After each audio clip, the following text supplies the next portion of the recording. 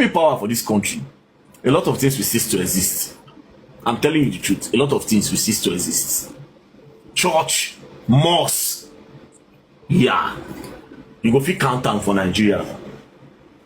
Before you go open church, you go don open 4 companies wey fit employ at least 5,000 Nigerians before I go give you power to open church. If I get power for this country, if you say I want to open so faith ministry, I go tell you say no problem, I'll give you your license, but you have to open so faith company 4, and each of them must employ 10,000 Nigerians, and I'll still collect tax for your hand. If you now want open mosques, we now go down first open 50. True. A lot of things not going to exist again, I swear. So that way Peter will be the top. Peter will be even good self. Peter will be good where. Okay, so enough said on this matter. A lot of people had a voice to the conversation of whether or not, away from Peter Obi's conclusion of turning night vigils into night shift. A lot of people have also, before now, be very vocal about the non-relevance of the church, and again, by and large, the mosque to our national development, and that has brought all these conversation. The fact must be said that the reason why this is up in the first place at any point is because the tenets of our religious practices, the truth that we are supposed to, in both religion, and I think in all religions, right? Truth is an essential value that is expected, and a principle that you would think that would guide both in Christianity, in Islam, in Judaism, in Buddhism, traditional religion, all truth. Reading through Mahatma Gandhi's principles of life, you understand clearly that wherever you stand, Mahatma was a Buddhist, for example. He went on to extol what he would like to see as the value of the religions and of all the religions in this world. So it's okay for anybody to say we are not doing enough, because if indeed we hear truth, we run by the truth that is supposed to be the very pivotal value and principle that our religion is built on, then we will not be where we are at the moment. That should be established. Then number 2, we're also a people that try to run away from responsibility, largely because our government has been very ineffective, inept, clueless.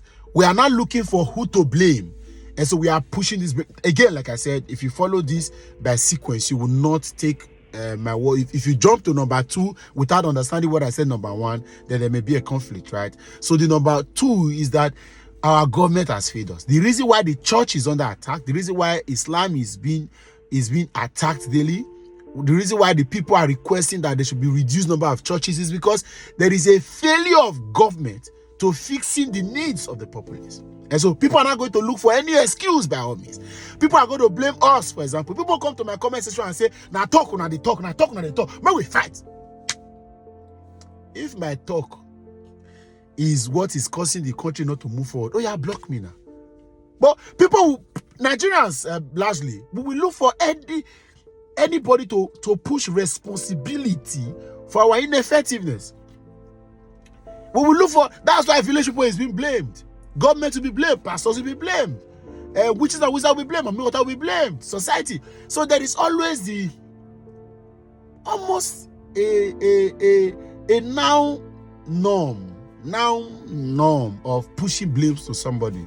And so that's why you see that the blame is going on. Like I said, the church is not doing enough. Truth is not being shared, and even truth is shared is not being followed. It means that the message has been adulterated and watered down. It means that we are not doing enough to actually imbibe the tenets of the religion. The people that are supposed to be the custodians, the people that we look up to, the men of faith, the women of faith, the people that brought this religion to us. Again, right?